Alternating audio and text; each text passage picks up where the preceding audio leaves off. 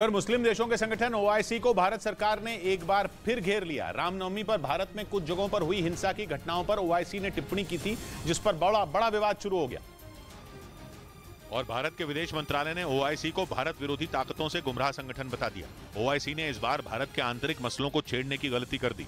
इस बार ओआईसी ने रामनवमी पर हुई हिंसा की घटनाओं का जिक्र किया। ओआईसी ने कहा कि रामनवमी की शोभा यात्रा के दौरान मुस्लिम समुदाय को निशाना बनाने वाली हिंसा और तोड़फोड़ की घटनाएं हुई। इन घटनाओं में शामिल लोगों पर भारत की सुरक्षा और जांच एजेंसियों से कार्रवाई करने की अपील भी कर दी गई। लेकिन भारत सरकार ने इस पर जवाब तो दिया ही, ओआईसी को आईना दिखाने में भी कसर नहीं छोड़ी। ये पहला मामला नहीं है जब मुस्लिम देशों के संगठन ओआईसी ने भारत विरोधी बयान दिया हो। और इससे पहले कश्मीर के मामले में वो कई बार पाकिस्तान की तरफदारी कर चुका है। यहाँ तक कि पिछले साल ओआईसी ने भारत सरकार से धारा 370 फिर से लागू करवाने की मांग भी कर दी थी। उस वक्त भी भारत सरकार ने इस संगठन को जवाब देने में कसर नहीं छोड़ी थी, लेकिन इस बार तो पहले से ज्यादा तल्ख तेवर दिखाते हुए करारा जवाब दिया गया। भारत के विदेश मंत्रालय ने ये तक कह दिया कि ओआईसी केवल एक मजहबी विचारधारा और भारत विरोधी एजेंडे वाला संगठन है। इधर बिहार विधानसभा में नालंदा और सासाराम में हुई हिंसा के मुद्दे पर जबरदस्त हंगामा हुआ। इस दौरान विधानसभा अध्यक्ष ने हंगामे को शांत कराने की कई बार कोशिश की, लेकिन जब उसका कोई असर नहीं हुआ तो उन्होंने मार्शलों को बीजेपी विधायक जीवेश मिश्रा को सदन से बाहर निकालने का आदेश दे दिया, जिसके बाद जीवेश मिश्रा को उठाकर सदन से बाहर कर दिया गया। इससे पहले बिहार विधानसभा के अध्यक्ष अवध बिहारी चौधरी ने कई बार हंगामा कर रहे विधायकों से शांत रहने की अपील की। उनकी इस अपील के बावजूद सदन में शोर शराबा नहीं थमा, जिस पर विधानसभा अध्यक्ष भड़क गए। लेकिन बीजेपी के कई विधायक अपनी बात पर अड़े रहे। उन्होंने आरोप लगाया कि सरकार नालंदा और सासाराम में हुई हिंसा को रोकने में नाकाम रही।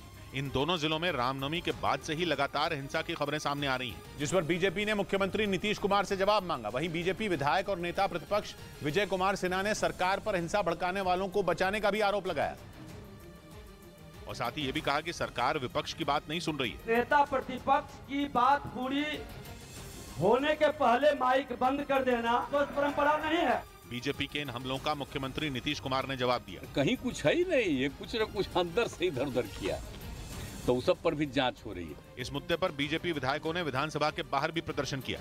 उधर हनुमान जयंती पर दिल्ली के जहांगीरपुरी इलाके में विश्व हिंदू परिषद को पुलिस ने शोभा यात्रा निकालने की इजाजत नहीं दी।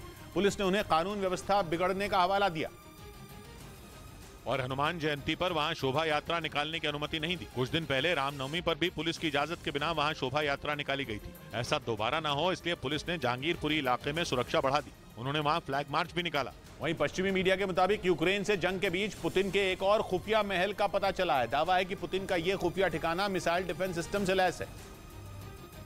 और ये दावा जेल में बंद रूस में विपक्षी नेता एलेक्सी नवेल्नी के समर्थकों की ओर से चलाए जा रहे यूट्यूब चैनल पर किया गया, जिसके मुताबिक करीब 41,000 वर्ग फीट में फैले पुतिन के उस आलीशान महल में सुख सुविधा की सारी चीजें मौजूद हैं। इसके अलावा सुरक्षा को लेकर भी वहां सख्त इंतजाम किए गए हैं। जानकारी के मुताबिक पुतिन के उस ठिकाने पर सतह से हवा में मार करने वाले मिसाइल डिफेंस सिस्टम को भी तैनात किया गया है, ताकि किसी भी हवाई हमले को नाकाम किया जा सके। क्योंकि दावा है कि यूक्रेन जंग के बाद से ही पुतिन अपनी सुरक्षा को लेकर खासे परेशान रहते हैं। इसीलिए उन्होंने रूस के अलग अलग इलाकों में कई परमाणु बंकर और खुफिया ठिकाने बनवाए हैं।